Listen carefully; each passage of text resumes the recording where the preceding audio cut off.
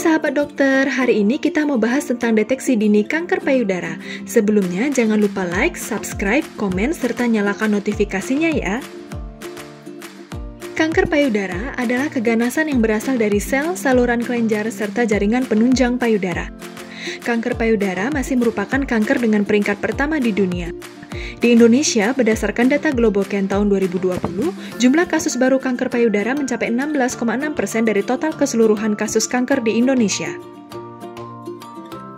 Faktor risiko kanker payudara meliputi riwayat keluarga dengan kanker payudara dan ovarium, memiliki mutasi gen tertentu, terekspos terapi radiasi di bagian dada pada usia 10-30 tahun, menstruasi pertama pada usia kurang dari 12 tahun dan menopause pada usia lebih dari 55 tahun, tidak pernah hamil atau tidak menyusui, bertambahnya usia, obesitas, serta konsumsi alkohol dan merokok.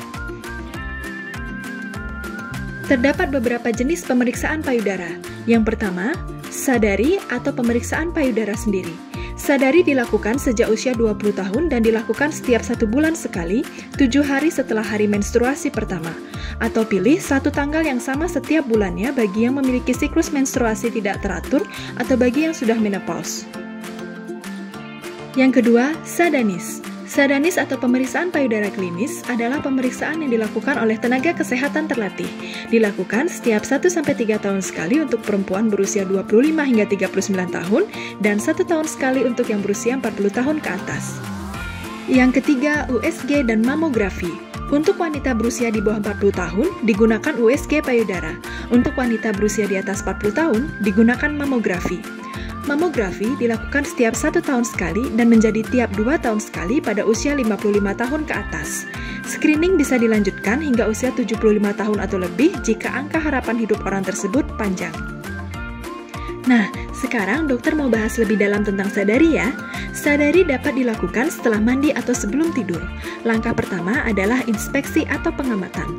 Berdirilah di depan kaca, lakukan inspeksi dalam 4 posisi, yaitu taruh kedua tangan di sisi tubuh, kemudian tangan diangkat di atas kepala, kemudian tangan berkacak pinggang, dan posisi menunduk dengan kedua tangan berpegang pada kursi sehingga kedua payudara menggantung.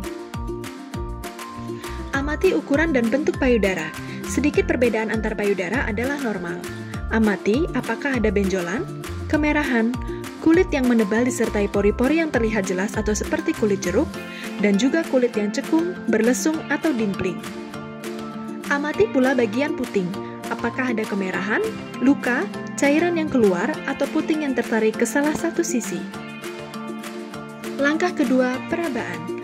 Perabaan bisa dilakukan dengan posisi berdiri dan tidur. Gunakan ujung jari telunjuk, tengah, dan manis untuk melakukan perabaan.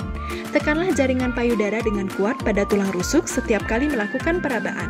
Saat memeriksa payudara kanan, angkatlah lengan kanan ke atas kepala dan gunakan tangan kiri untuk meraba payudara kanan.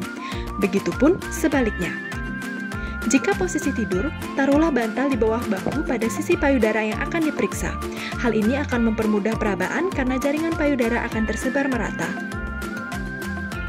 Perabaan dapat dilakukan dengan pola sirkuler, yaitu dengan gerakan melingkar dari luar ke dalam, atau dengan pola vertikal, yaitu dari arah atas ke bawah, dimulai dari bawah ketiak hingga ke tulang dada. Yang dicari pada perabaan adalah adanya nyeri dan massa atau benjolan. Rabalah pula ekor payudara, yaitu bagian payudara dekat ketiak. Raba pula kelenjar getah bening di ketiak, dan di atas serta di bawah tulang selangka. Kelenjar getah bening seringkali membesar pada kasus kanker payudara. Lakukan juga perabaan dan penekanan pada puting. Lihat apakah ada cairan abnormal yang keluar. Jika ada sesuatu yang dirasakan tidak normal, segera ke dokter untuk sadanis dan pemeriksaan penunjang lanjutan. Sekian fakta dokter hari ini tentang deteksi dini kanker payudara. Sampai jumpa.